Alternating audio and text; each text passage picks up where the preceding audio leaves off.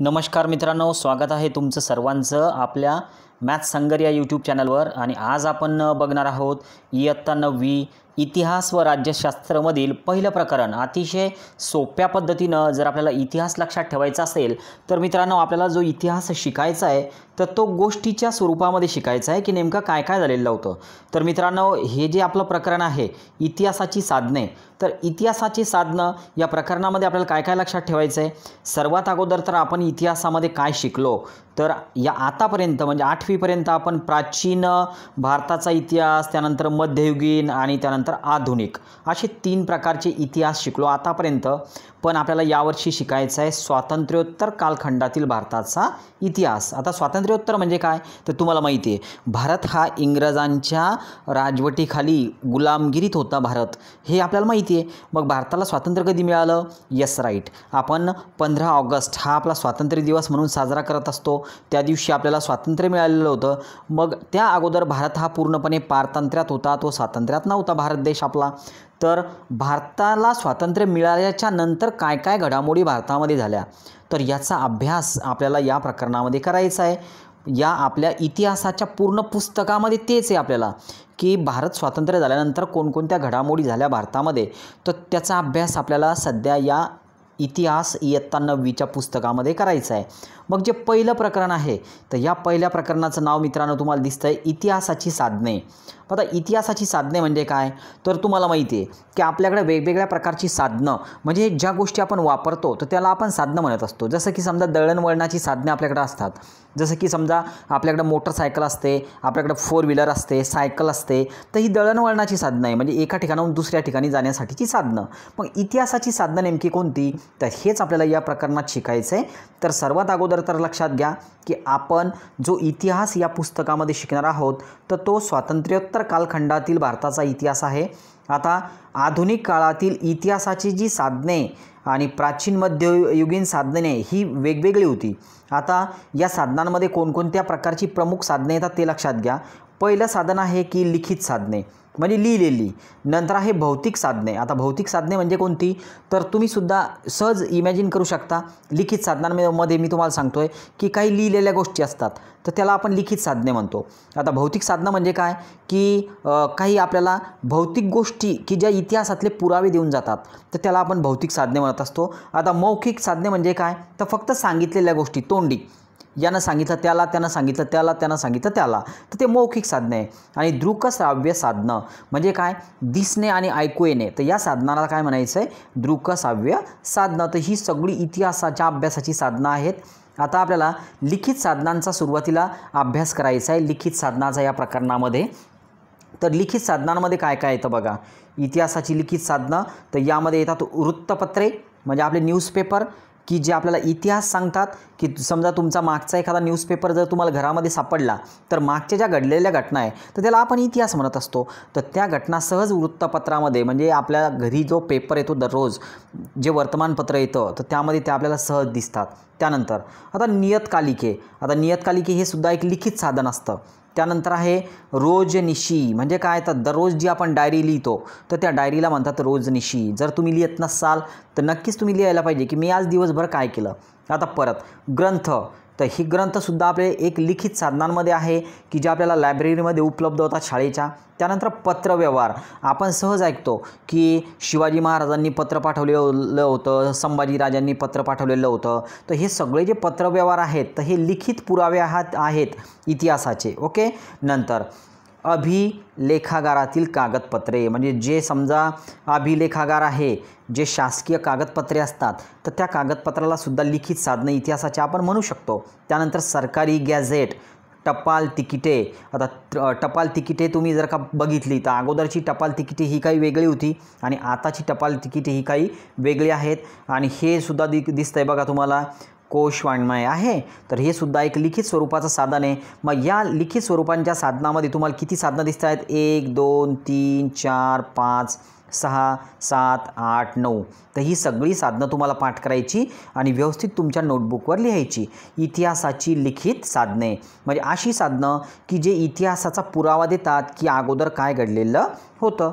आता बघा, हे तुम्हाला माहिती आहे का, ऐतिहासिक दस्तऐवज ज्या ठिकाणी जतन केले जातात तर त्या ठिकाणाला अभिलेखागार म्हणतात. म्हणजे जे आपल्या इतिहासामध्ये ज्या झालेल्या घटना आहे तर त्या घटना ज्यावर लिहिलेल्या असतात असे कागद ज्या ठिकाणी ठेवले जातात तर त्याला अभिलेखागार म्हणतात मित्रांनो. ओके, तर हे आशिया खंडातील एक मोठं अभिलेखागार जे आहे तर ते कुठं आहे तर हे आपल्याला सांगता आलं पाहिजे. तर ते दिल्ली येथे आहे. आपला देश कोणत्या खंडामध्ये आहे तर आशिया खंडामध्ये, आणि दिल्ली येथे सर्वात मोठं अभिलेखागार त्या ठिकाणी आहे. अभिलेखागार म्हणजे काय तर इतिहासाची जी लिखित साधनं आहे की जी त्या ठिकाणी ठेवलेली आहेत. आता इतिहास म्हणजे काय, ज्या घडून गेलेल्या घटना असतात तर त्यांना आपण इतिहास म्हणतो.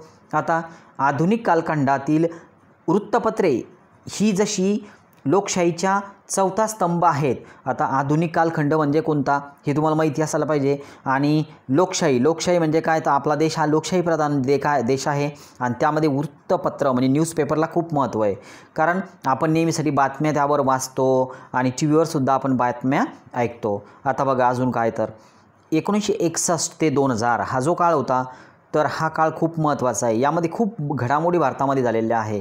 मग आता यामध्ये जर आपण 1961 ते 2000 या कालखंडाचा विचार जर केला आपण तर सुरुवातीला छापील माध्यमांना विशेषतः वृत्तपत्रांना पर्याय नाही असे दिसते. म्हणजे सगळ्यात भर जो होता तर तो फक्त न्यूजपेपर होता, म्हणजेच वृत्तपत्र म्हणजे घरी येणारे पेपर.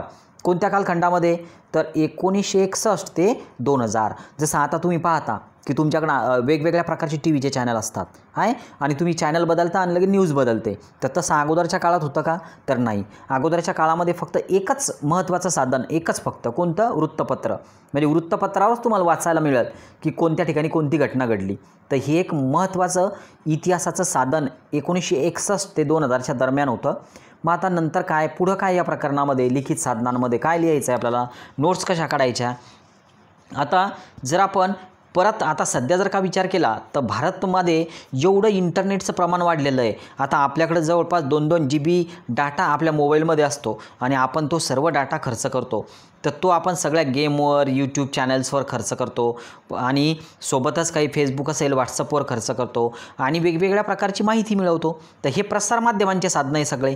ओके, आता बघा लिखित साधनांचा पुढचा प्रकार कोणता तर वृत्तपत्रे. आता वृत्तपत्रे म्हणजे काय तर तुम्हाला माहिती आहे न्यूजपेपर आपल्या घरी येतात ते.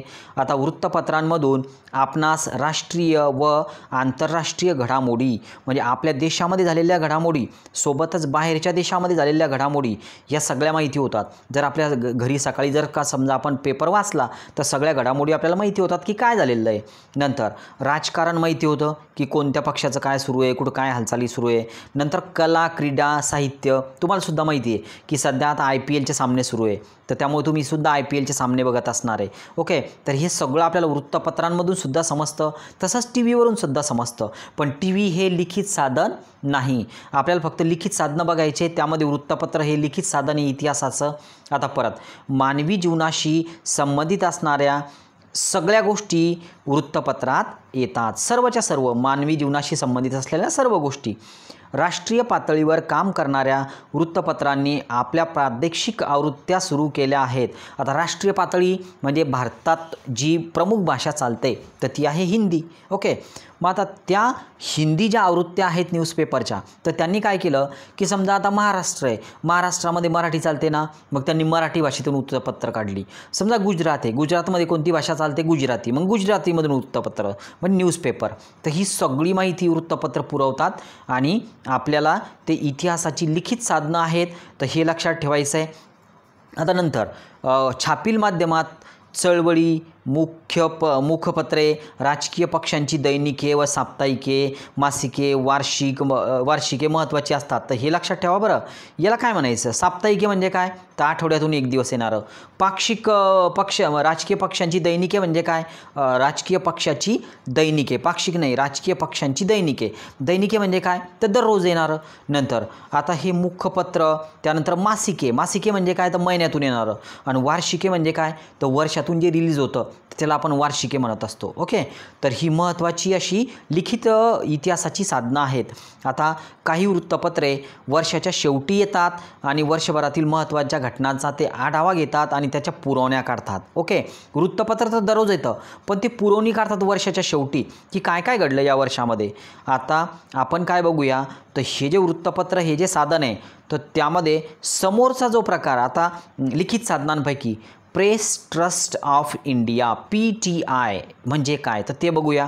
1953 नंतर भारतातील बहुसंख्य वृत्तपत्रांसाठी सर्व महत्त्वाच्या घटनांचे तपशील, महत्त्वाच्या विषयावरील लेख यासाठी प्रेस ट्रस्ट ऑफ इंडिया हा महत्त्वाचा स्रोत आहे. म्हणजेच PTI, तुमच्या घरी जर पेपर येत असेल तर त्या पेपरवर PTI हा शब्द तुम्ही शोधा, असतो त्यावर शब्द.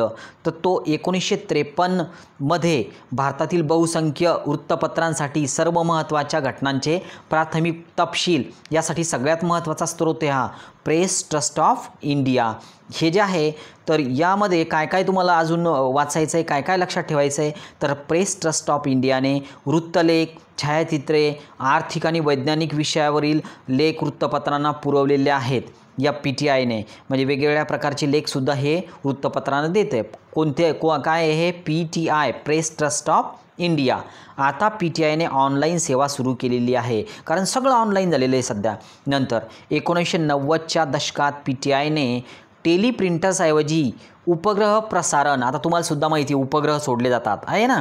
जर समजा आपला उपग्रह जर का समजा पृथ्वी आणि सूर्याच्या मध्ये आलं की लगेच आपल्या टीव्हीचं चॅनल बंद पडतं, तुम्हाला सुद्धा माहिती आहे. मग आता हे उपग्रहाद्वारे सुद्धा त्यांनी हे सगळं सुरू केलेलं आहे. बातम्या ते उपग्रहाद्वारे पुरवतात. म्हणजे आता हे सगळं आता आधुनिक युगामध्ये आपण जगतोय. सध्या सगळं इंटरनेटचं युग आहे, त्यामध्ये आपण जगतोय. तर आता मित्रांनो, हे जे प्रकरण आहे, हे समोरचा जो पार्ट आहे तर हा आपण नंतर घेणार आहोतच. तुम्ही जर नवीन असाल तर नक्की सबस्क्राईब करा, सोबत बेल आयकॉनला क्लिक करा, म्हणजे येणारे सर्व जे व्हिडिओज आहेत तर ते तुमच्यापर्यंत पोहोचतील. आणि लाईक करायला विसरू नका. ओके, बाय, धन्यवाद.